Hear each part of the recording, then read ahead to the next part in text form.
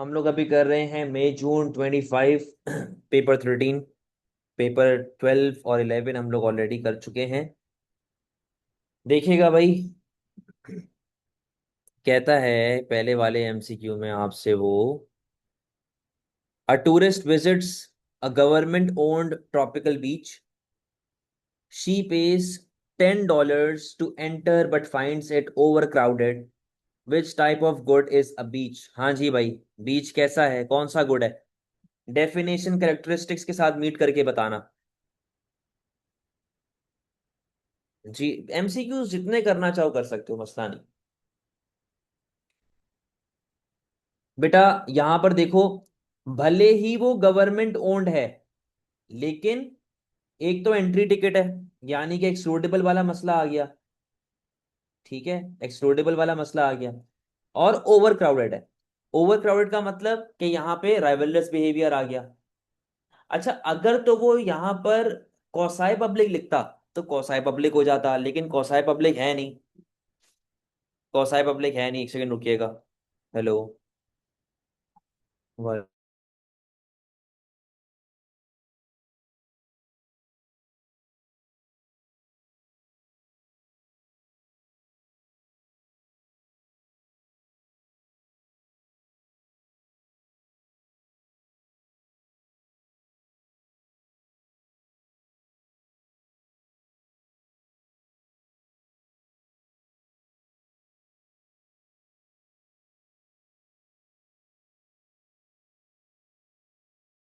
तो बेटा मैं वही तो कह रहा हूँ, कौसाई पब्लिक हो सकता था, लेकिन ऑप्शन नहीं है ना।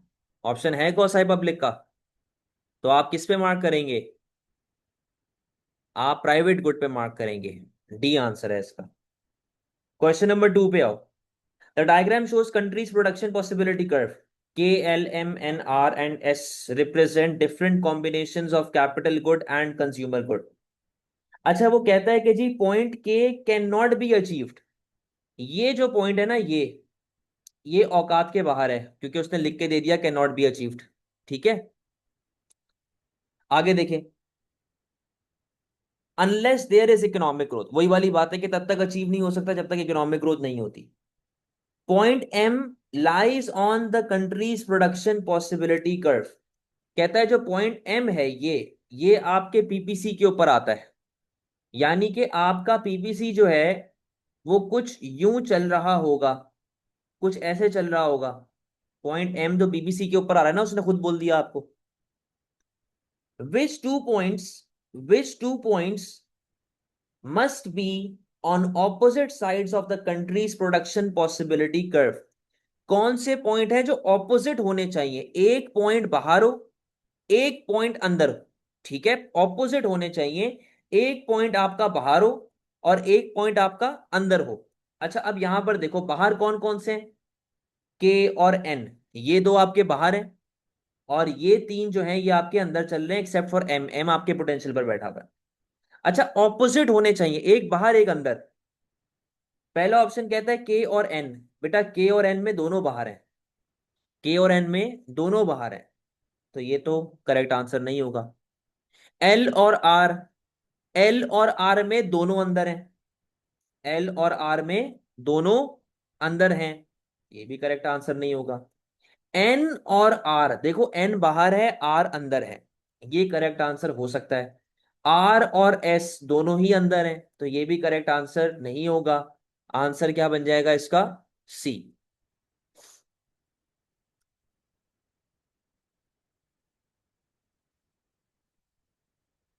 3 पे आए।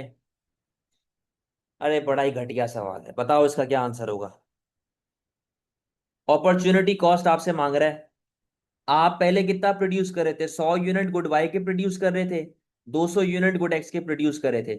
आपने गुड वाई को बढ़ा दिया, अब आप 120 गुड वाई प्रोड्यूस कर रहे हैं, और आप 170 गुड एक्स प्रोड्यूस कर रहे हैं। तो कितने की अपॉर्चुनिटी कॉस्ट आ रही है? 30 यूनिट्स ऑफ गुड एक्स। बहुत simple, 30 units of good x. क्यों? क्योंकि बेटा आपने 30 यूनिट से गुड एक्स कम कर दिया ना वाई बनाने के लिए, तो 30 इसका आंसर है। स्पेशलाइजेशन का क्या बेनिफिट होगा भाई? What is most likely benefit of specialization? Increase in motivation of employees. देखो स्पेशलाइजेशन से वर्कर मोटिवेट तो होता ही है, but at the same time demotivate भी होता है, क्योंकि वो एक ही काम बार बार कर रहा होता है। ठीक है।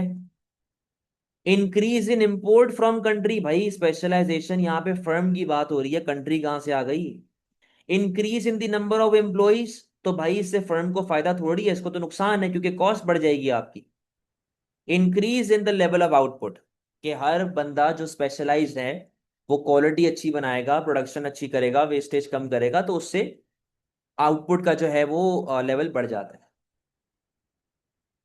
Which row correctly identifies goods that would be expected to be produced in a mixed economy? भाई मिक्स्ड इकोनॉमी में क्या क्या ऑपरेट होना चाहिए? मिक्स्ड इकोनॉमी में फ्री मार्केट और गवर्नमेंट दोनों साथ काम करते हैं भाई। ठीक है ना, फ्री मार्केट और गवर्नमेंट दोनों साथ काम करते हैं। Goods that are excludable and rival in consumption. बेटा ये प्राइवेट वाले की कैरेक्टरिस्टिक्स आ गई हैं, तो भाई ये तो होना चाहिए आपके पास, दोनों होने चाहिए। ठीक है। Goods that are non excludable and non rivalrous. बेटा यहाँ पे गवर्नमेंट की कैरेक्टरिस्टिक्स आ गई हैं। सही है। Goods that have private and external benefit. भाई फ्री मिक्स्ड इकोनॉमी में मैरिड गुड भी बनता है, डीमैरिड भी बनता है, और ये कैरेक्टरिस्टिक मैरिड गुड की है, तो करेक्ट आंसर क्या बन जाएगा इसका? ए बन जाएगा।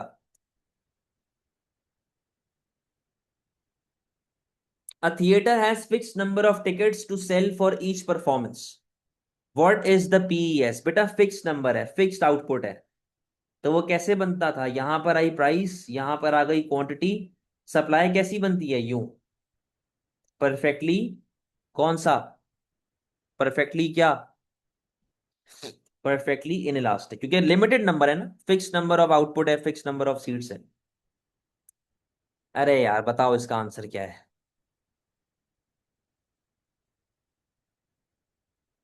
आंसर बताएं सेवन का।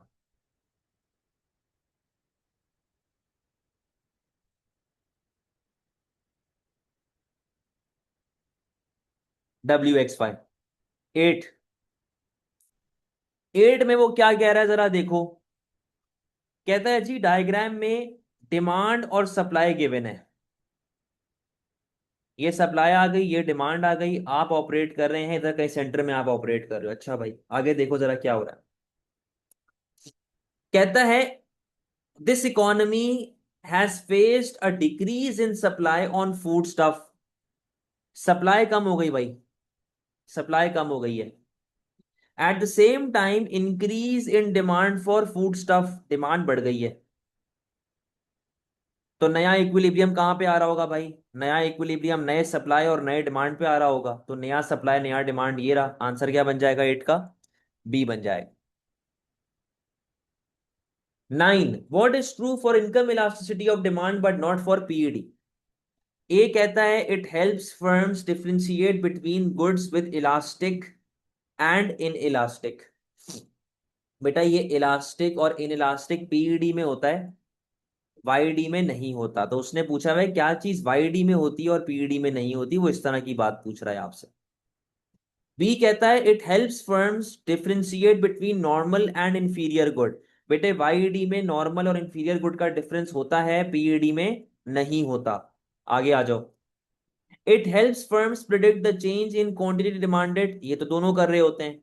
It helps firm predict the changes in sales revenue. Why D किसी हद तक बता रहा होता है, पीईडी लेकिन बहुत ज्यादा जोर से इसको बारे में बात करता है, तो ये भी एक तरीके से दोनों में ही आ रहा है।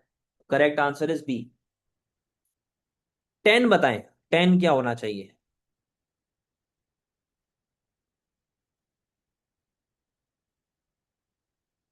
टेन।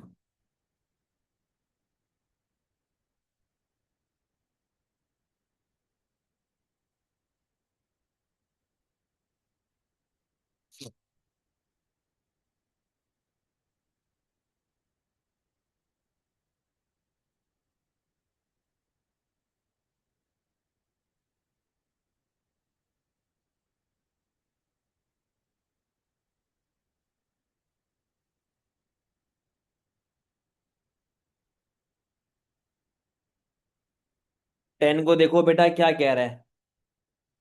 कहते हैं जी आपके पास एवोकाडो की डिमांड एंड सप्लाई गिवन है। As a result of lower transport cost supply rises by 60 kg at all prices. तो नया इक्विलिब्रियम प्राइस क्या है बेटा? पहले तो पुराना इक्विलिब्रियम प्राइस निकालो, नया बाद में निकालना। इक्विलिब्रियम प्राइस कैसे निकलता है? जहां पर डिमांड एंड सप्लाई दोनों बराबर हो। तो पहले 190 चल रहा है, शुरू में इक्विलिब्रियम प्राइस कितनी है? 40। अच्छा, अब उसने बोला कि आपकी सप्लाई हर प्राइस पे 60 kg से बड़ी, यानी कि यहां पर भी 60 से बड़ी, कितना हो गया ये?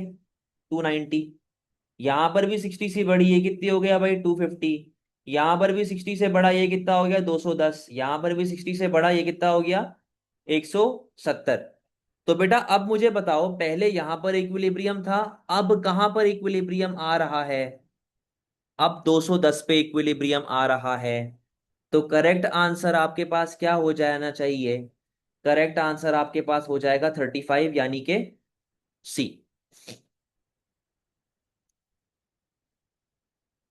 11 कहता है a construction firm estimates that the PES in building a nuclear power plant is positive 0.1। Positive 0.1 का मतलब ये क्या है? ठीक है, व्हाट माइट एक्सप्लेन दिस? क्या चीज एक्सप्लेन कर रही होगी? The firm can easily find new land as required. बेटा इजीली का मतलब कि पीईडी इलास्टिक है, जो कि ऊपर नहीं है। ऊपर तो 0.1 है। The firm is competing with many other construction firms. तो बेटा ये तो पीईडी का पॉइंट है, ये पीईएस का तो पॉइंट नहीं हुआ।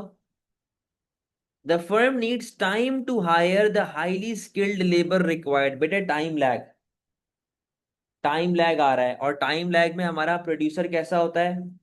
परेशान होता है। तो यहां पर आपकी पीईएस इन इलास्टिक होना शुरू हो जाती है। तो ये करेक्ट आंसर हो सकता है। There is a lag of close substitutes for nuclear power. बेटे लैग ऑफ क्लोज सब्स्टिट्यूट्स वापस से किसकी बात कर रहे हैं? पीईडी की बात कर रहे हैं। तो करेक्ट आंसर क्या बनेगा इसका? इसका करेक्ट आंसर सी होगा। लॉन्ग रन पीरियड में इनइलास्टिक सप्लाई कैसे होती है? लॉन्ग रन में कहाँ इनइलास्टिक होती है भाई? इनइलास्टिक तो शॉर्ट रन के अंदर होती है। विच स्टेटमेंट अबाउट मैक्सवेल है यार? बताओ इसका आंसर। इससे सवाल देख के ना तब चढ़ जाती है। जल्दी से बताओ क्या आंसर है इसका।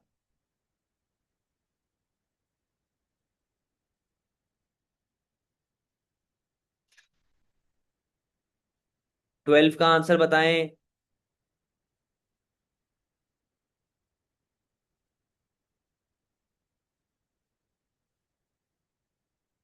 सीधा सीधा 12 का आंसर ये है भाई, अफेक्टिव मैक्सिमम प्राइस जब होती है तो शॉर्टेज हो जाती है, क्योंकि वो बिलो द इक्विलिब्रियम लग रहा होता है।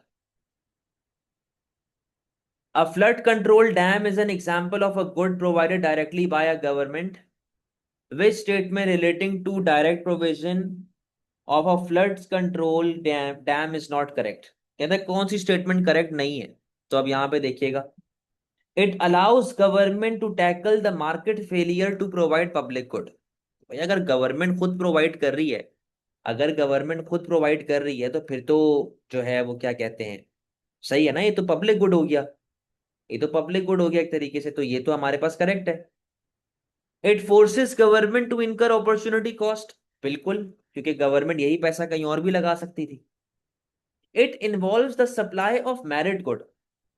यार देखो, गवर्नमेंट डैम बना रहा है, गवर्नमेंट डैम बना रहा है और बात कर रहा है पब्लिक गुड की, directly provided by the government ना, पब्लिक गुड की बात कर रहा है। तो डैम पब्लिक गुड ज्यादा है, मैरिड गुड कम है। ठीक है ना? मैरिड गुड बहुत लो उसके अंदर आता है, या फिर ना होने के बराबर आता है, लेकिन dam is a public good. जिस तरह स्ट्रीट लाइट है, street light is a public good, army is a public good, इसी तरह dam is a public good as well. कोई प्राइवेट इदारा तो पब्लिक गुड नहीं बनाएगा ना जाके। तो ये नहीं है। It is an example of government allocation of resource. Yes, ये बात तो करेक्ट है। सॉरी, ये बात तो करेक्ट है। तो answer is C. A country depends heavily on the production of an agricultural product, good X. It decides to introduce a buffer stock scheme for good X. Buffer stock scheme बेटे कब लगती है? Minimum price. The government allocates a fixed amount of money for setting up and running the scheme. In which situation is the scheme least likely to run out of money? कहता है कि कब ये scheme जो है बहुत कम chances हैं कि यहां पर पैसे वगैरह खत्म हो जाए। तो बस देखिएगा भाई, ability of new farmers to start growing good eggs. देखो बात सुनो, चलो ये वाला थोड़ा मुश्किल है, इसके ऊपर बाद में आते हैं, पहले यहां पर है कॉस्ट। भाई बफर स्टॉक के लिए कॉस्ट ज्यादा होनी चाहिए कि कॉस्ट कम होनी चाहिए? सीधी सी बात है, कॉस्ट कम होगी तभी तो फायदा होगा ना आपको। ग्लोबल डिमांड, ग्लोबल डिमांड दोनों के राइजिंग राइजिंग आ गए, ठीक है, तो आंसर आपका किस किस में से है? आंसर आपका बी है या तो डी है। अच्छा, अब ability of new farmers to start growing good eggs, ये देखो जरा, ये हमारा इक्विलिब्रियम था, गवर्नमेंट मिनिमम प्राइस लगाती है यहां पर, तो इतना माल गवर्नमेंट को बफर करना पड़ रहा है, ऐसा ही है। अब बेटा अगर अगले साल सप्लाई बढ़ जाती है, अगले साल अगर सप्लाई बढ़ गई तो गवर्नमेंट को ज्यादा बफर करना पड़ेगा। तो अगर तो ज्यादा बफर करने के काबिल हो गए, अगर तो ज्यादा बफर करने के काबिल हो मतलब ज्यादा सप्लाई करने के काबिल हो गए, तो बफर स्टॉक तो और बढ़ेगा, तो गवर्नमेंट के लिए मसला है। तो आपको क्या करना पड़ेगा डिफिकल्ट, ताकि आपकी सप्लाई कम ही रहे और ज्यादा बफर करने की जरूरत हमें ना पेश आए, हमने ये चीज ढूंढनी है। तो करेक्ट आंसर क्या बन जाएगा आपका? डी।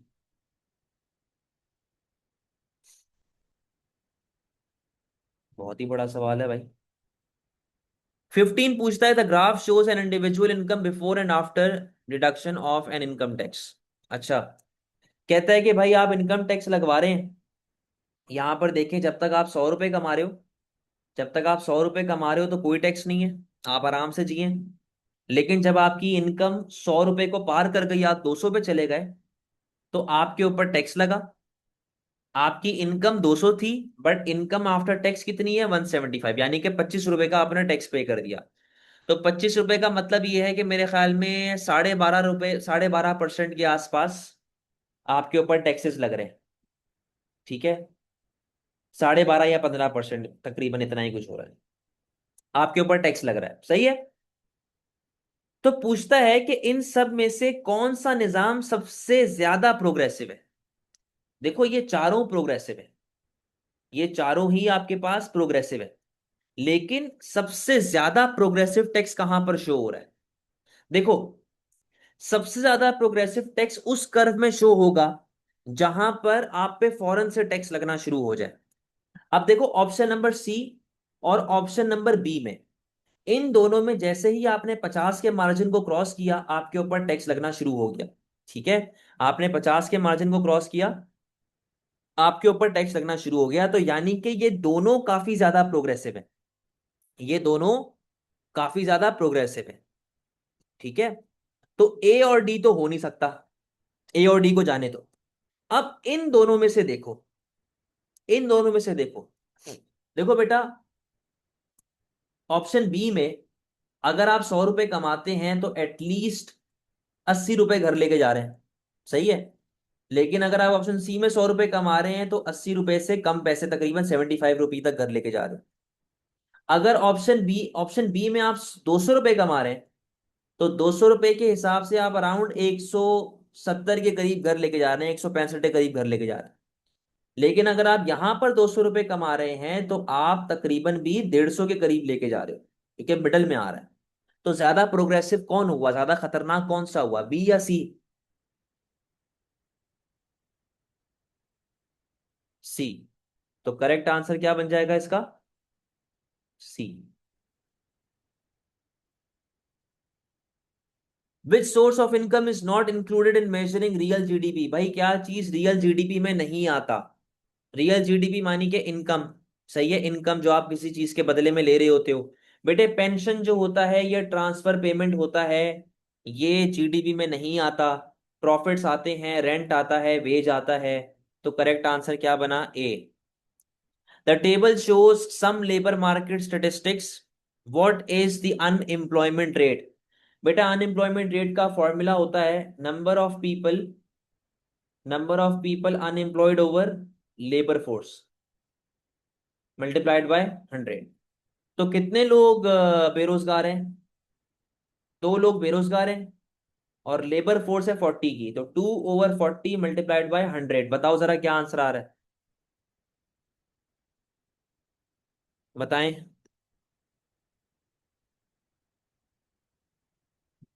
5।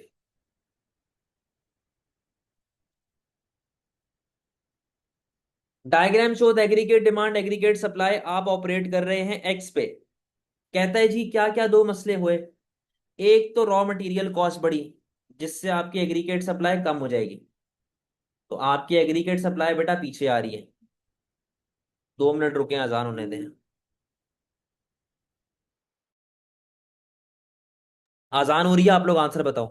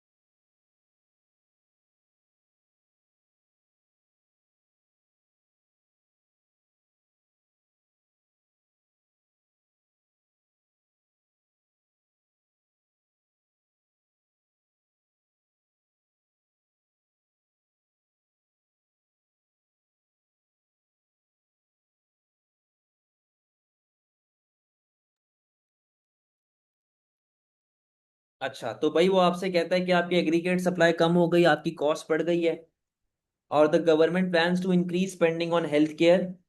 गवर्नमेंट स्पेंडिंग बढ़ रही है, तो इससे एग्रीगेट डिमांड बढ़ता है। तो अगर मैं यहाँ पर एक कर्व बनाऊं, ये LRAS था, ये एग्रीगेट डिमांड था, मेरा LRAS पीछे जाएगा, न्यू वाला, और एग्रीगेट डिमांड राइटवर्ड जाएगा, न्यू वाला। तो ये मेरा करेक्ट आंसर बनेगा, दैट इज सी। ठीक है।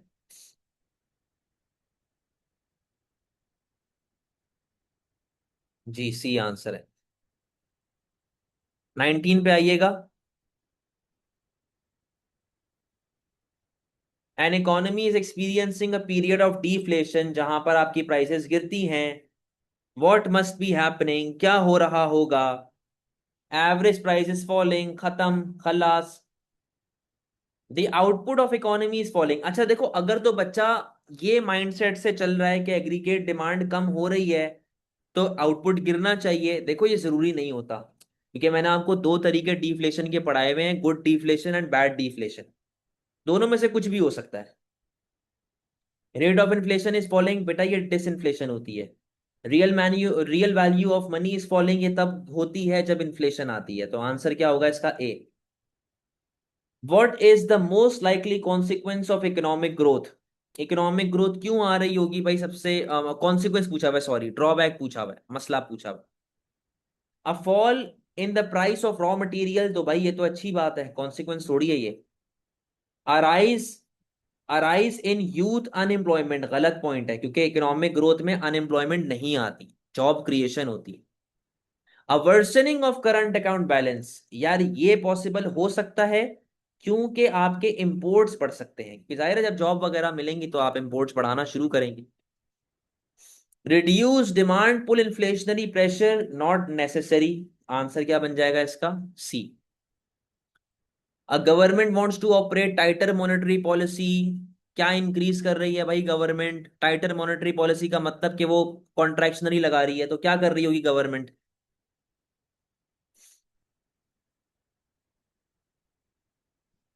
गवर्नमेंट क्या कर रही है? गवर्नमेंट इंटरेस्ट रेट बढ़ा रही है। Which action is classified as a fiscal policy measure? जी यार, ये तो बहुत हल्के हल्के सवाल हैं सारे, इन पे तो टाइम इतना लगना भी नहीं चाहिए। पाकिस्तान का डेफिसिट है, पाकिस्तान का कौन सा अच्छा होना है? पाकिस्तान का बेड़ा गर्क हुआ हुआ है। Which action will be classified as fiscal policy measure fixing a currency to another country's currency? यार ये देखो, ये ना किसी हद तक मॉनेटरी में चली जाती है। क्रेडिट रेगुलेशन, ये भी मॉनेटरी के अंदर आ गया। Providing guidance to industry and the public, ये फिस्कल पॉलिसी में एज सच नहीं है। ये कहानी आती है गवर्नमेंट डेट वाली, गवर्नमेंट उधार वगैरह ले रहा होता है। The table shows government spending and revenue over 3-year period. What can be concluded from the data? A budget surplus becomes a budget deficit in year 3.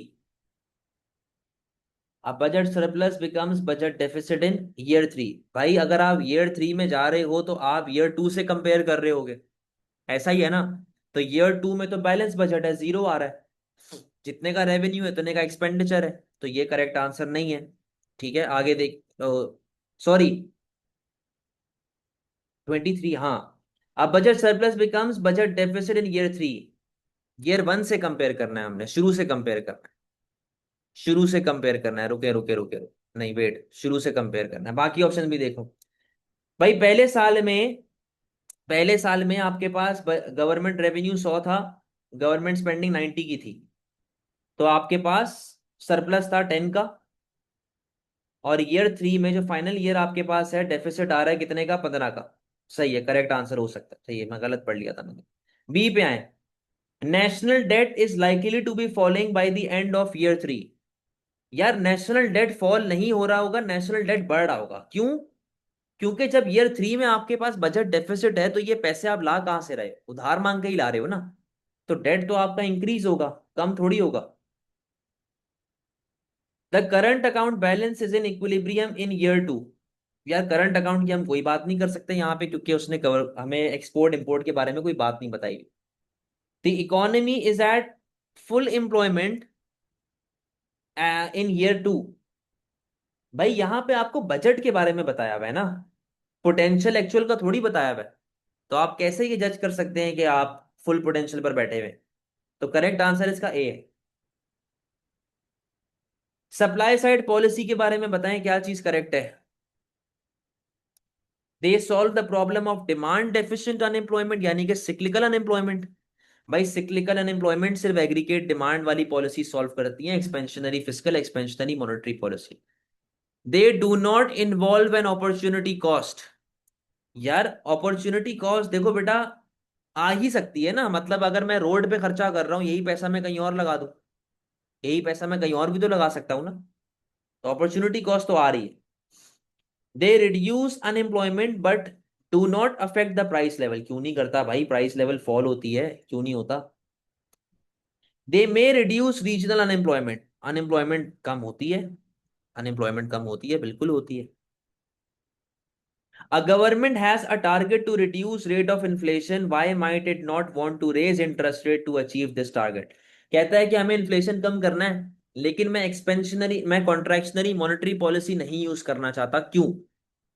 तो देखें भाई, क्या लिखे हुए ऑप्शंस आपके पास। पहला ऑप्शन कहता है एग्रीगेट डिमांड में फॉल। तो एग्रीगेट डिमांड फॉल करने के लिए ही तो हम मॉनेटरी पॉलिसी लगाते हैं, कॉन्ट्रैक्शनरी मॉनेटरी पॉलिसी। तो ये तो ऑब्जेक्टिव होता है ना, हमें तो नॉट वाली कहानी ढूंढनी है। एग्रीगेट सप्लाई में फॉल, क्योंकि देखो जब इंटरेस्ट रेट बढ़ता है तो उससे कॉस्ट ऑफ बोरोइंग बढ़ती है, और कैपिटल जो है वो आपका एक्सपेंसिव होना शुरू हो जाता है। और लैंड लेबर कैपिटल इंटरप्राइज, तो जाहिर सी बात है जब कैपिटल एक्सपेंसिव होगा तो कॉस्ट ऑफ प्रोडक्शन बढ़ेगी, एग्रीगेट सप्लाई कम हो जाएगी। और एग्रीगेट सप्लाई कम होती है तो प्राइस लेवल बढ़ती है इंस्टेड ऑफ डिक्रीजिंग। तो ये एक हो सकता है, चांसेस हो सकते हैं, पॉसिबल आंसर हो सकता है। आगे भी देखते हैं। फिर वो कहता है जी सेविंग में फॉल। भाई जब इंटरेस्ट रेट बढ़ता है, इंटरेस्ट रेट आपके पास बढ़ता है, तो सेविंग बढ़ती है, सेविंग फॉल नहीं होती।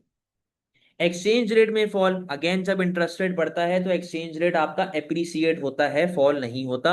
इसीलिए करेक्ट आंसर यहाँ पे क्या बन रहा है? B. Which argument in favor of protectionism is not generally regarded as economically valid? भाई कौन सा आपके पास प्रोटेक्शनिज्म का ऐसा पॉइंट है जो कि इकोनॉमिकली वैलिड नहीं होगा?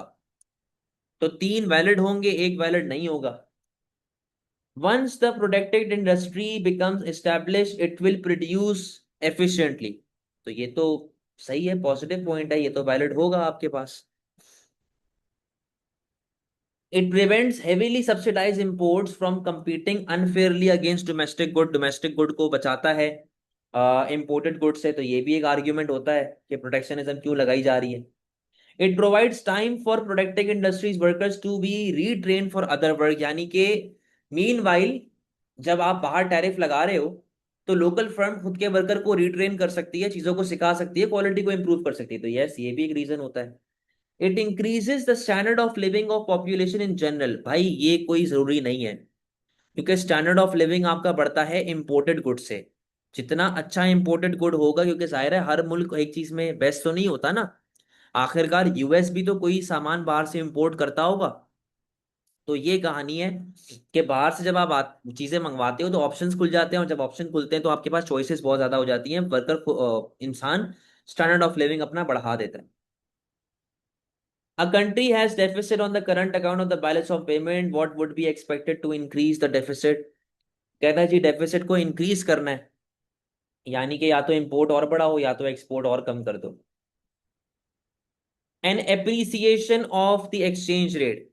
यार अगर एप्रिसिएशन होगी तो उससे एक्सपोर्ट्स गिरती हैं और इंपोर्ट्स बढ़ जाती हैं, वही वाला जो हमारा काम था। तो ये चलो पॉसिबल हो सकता है। N increase in domestic productivity, तो इससे तो इंपोर्ट्स फॉल होंगी, डेफिसिट आपका रिड्यूस होगा। An introduction of import Kota, इससे भी इंपोर्ट कम होगी, इंपोर्ट हमारा कम होगा तो डेफिसिट कम होगा। A rise in subsidies to domestic firms. अच्छा, अब यहां पर अगर हम लोग डोमेस्टिक फर्म को सब्सिडीज देते हैं तो उससे हमारे पास वापस से इंपोर्ट कम होंगी, सही है ना, और हम लोग डोमेस्टिक पे जाना शुरू हो जाएंगे। तो करेक्ट आंसर 27 का क्या बनेगा? ए। 28, a government increases the import Kota of car. बेटा क्या मतलब है स्टेटमेंट का? क्या मतलब है स्टेटमेंट का? गवर्नमेंट कोटा को इंक्रीज कर रही है।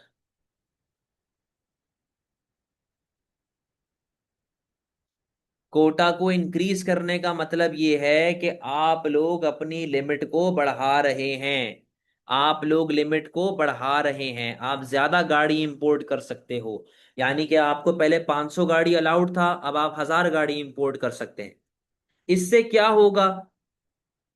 पहला ऑप्शन कहता है jobs will be created in the domestic car industry. भाई कैसे? बाहर से गाड़ियां ज्यादा आ रही हैं तो डोमेस्टिक इंडस्ट्री कैसे ग्रो करेगी? Price of car will fall for domestic consumer. भाई ये पॉसिबल आंसर है, क्यों?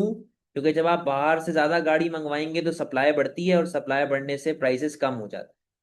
तो ये पॉसिबल आंसर हो सकता है। Specialisation is reduce. स्पेशलाइजेशन का कोटा से कोई लेना देना नहीं है। Trading partner will retaliate. क्यों रिटेलिएट करेगा भाई? मतलब मैं आपके ऊपर, मैं तो आपकी तारीफ कर रहा हूं और मैं तो आपके कोटे को और अलाउ कर रहा हूं, तो क्यों रिटेलिएट? किस बारे में रिटेलिएट करोगे? कोई दुश्मनी थोड़ी ले रहा हूं मैं आपसे। Answer is B. 29, 29 कहता है द टर्म्स ऑफ ट्रेड आपके पास गिवन है टेबल एक कंट्री का, ईयर 1 2 3। ईयर 1 में टर्म्स ऑफ ट्रेड 100 था, ईयर 2 में 105, ईयर 3 में 112। बेटा टर्म्स ऑफ ट्रेड इंप्रूव होने का मतलब ये है कि या तो एक्सपोर्ट प्राइस बढ़ रही है या तो आपकी इंपोर्ट प्राइस गिर रही है, ये आपका मतलब होता है। तो पहला ऑप्शन कहता है there will be a decrease in cost push inflation. यार ये पॉसिबल हो सकता है ना, क्योंकि आपकी इंपोर्ट प्राइस कम हो रही है तो कॉस्ट पुश इन्फ्लेशन रिड्यूस होने के चांसेस तो हैं। There will be a decrease in living standard. नहीं, क्योंकि देखो अब जब इंपोर्ट सस्ती हो गई ना तो आप ज्यादा इंपोर्ट कर सकते हैं, तो स्टैंडर्ड ऑफ लिविंग तो आपका बढ़ेगा। There will be an increase in budget surplus. बेटे टर्म्स ऑफ ट्रेड का बजट सरप्लस या बजट डेफिसिट या वॉल्यूम के साथ कोई भी लेना देना नहीं होता। इनका लेना देना सिर्फ और सिर्फ किसके साथ है? प्राइस के साथ। तो आंसर क्या बन जाएगा? ए बन जाएगा। Country X and Y use same amount of resources to produce mobile phones and televisions. The table shows how much of each product can be produced if all resources are used to produce that product. Mobile phone and television है country X, country Y. What can be deduced about absolute advantage and comparative advantage? Country X has an absolute advantage in producing mobile phones. अच्छा, सही है, यहां तक ठीक है. And comparative advantage in producing television, चलो इसको देखते हैं, आगे देखते हैं. Country X has absolute advantage in producing television. Country X ज्यादा टीवी प्रोड्यूस कर रहा है, ये बात भी करेक्ट है भाई. And comparative advantage in mobile phone, चलो इसको भी आगे देखते हैं. Country Y has absolute advantage in mobile phone, country Y has absolute advantage in TV. बेटा कंट्री वाई का मोबाइल फोन भी कम है, कंट्री वाई का टीवी भी कम है, यानी कि कंट्री वाई को किसी में भी एब्सोल्यूट एडवांटेज नहीं है. तो ये बात तो अपने जहन से निकाल दो. आंसर आपका ए या बी में से कुछ एक है. ठीक है. अच्छा, अब हमने क्या करना है, हमने क्या करना है, हमने यहां पर निकालने हैं अपॉर्चुनिटी कॉस्ट रेशियोज. ठीक है, हमने यहां पर निकालने हैं अपॉर्चुनिटी कॉस्ट रेशियोज. तो रेशियो कैसे निकलेंगे भाई? रेशियो निकलेंगे पहले मोबाइल टू टीवी और फिर टीवी टू मोबाइल. ठीक है, यहां पे आ गया आपके पास कंट्री एक्स, यहां पे आ गया आपके पास कंट्री वाई. तो भाई किस तरीके से निकालेंगे आप? यहां पर हम टीवी की अपॉर्चुनिटी कॉस्ट निकाल रहे हैं. तो टीवी आपका आ जाएगा डिनोमिनेटर में, टीवी आपका आ गया डिनोमिनेटर में 400, और मोबाइल फोन आ गया न्यूमिनेटर में. बताएं जरा क्या रेशो आ रहा है?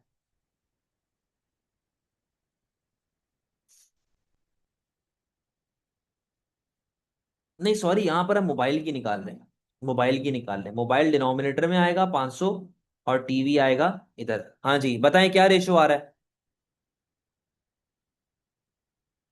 4/500 करें, 4/500.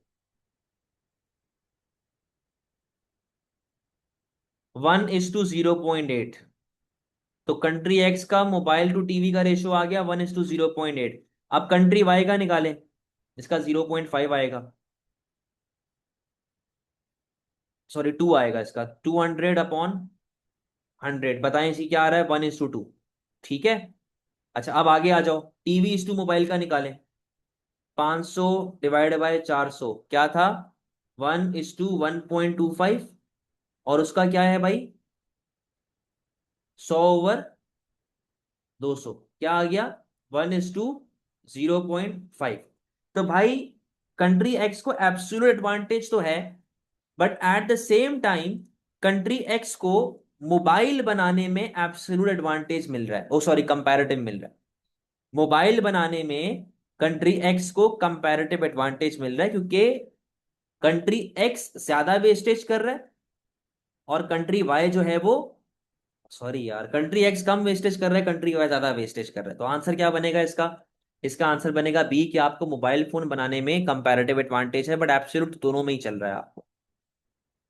टीवी बनाने का कंपैरेटिव एडवांटेज कंट्री वाई के पास है, कंट्री एक्स के पास नहीं. बात समझ गए?